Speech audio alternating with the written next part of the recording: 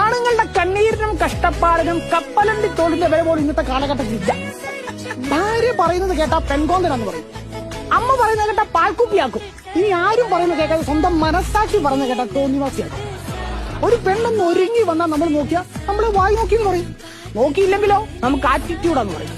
ഇപ്പൊ ഇവിടുത്തെ കാര്യം തന്നെ എടുക്കാം. ഇപ്പൊ ഈ ചാനലുകളിൽ പോലും ആണുങ്ങളുടെ കണ്ണീരിന് വിലയില്ല.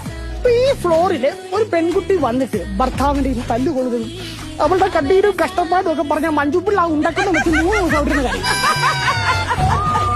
ഇവിടുത്തെ ഡയറക്ടർ 7 ദിവസം ബീജം കൊണ്ടൊക്കെ മാറ്റി കാണിക്കും. പക്ഷേ ഒരാള് ഭാര്യയുടെയും തല്ലുകൊള്ളുന്നതും പുള്ളിയുടെ കണ്ണീരും കഷ്ടപ്പാടും പറഞ്ഞാൽ അതേ കൊണ്ടൊക്കെ ഉരുട്ടിയെടുത്താൽ മേശപ്പെടുത്തി ചിരിക്കും. കുഴപ്പമില്ല, സോഷ്യൽ മീഡിയയിൽ നമുക്ക് വേണ്ട റെക്കഗ്നിഷൻ കിട്ടാറില്ല. ഏതെങ്കിലും ഒരു സ്ട്രീറ്റ് ഫോട്ടോഗ്രാഫർ ഒരാണിന്റെ ഫോട്ടോ എടുക്കുന്നത് നിങ്ങൾ കണ്ടിട്ടുണ്ട്? എനിക്കറിയാൻ വേണ്ട ഈ സ്ട്രീറ്റ് ഫോട്ടോഗ്രാഫർമാർക്ക് സ്ട്രീറ്റിന്റെ ഫോട്ടോ എടുത്താൽ പോലും ഇമാർക്ക് എന്തിനാ കണ്ട പിള്ളേരുടെ ഫോട്ടോ?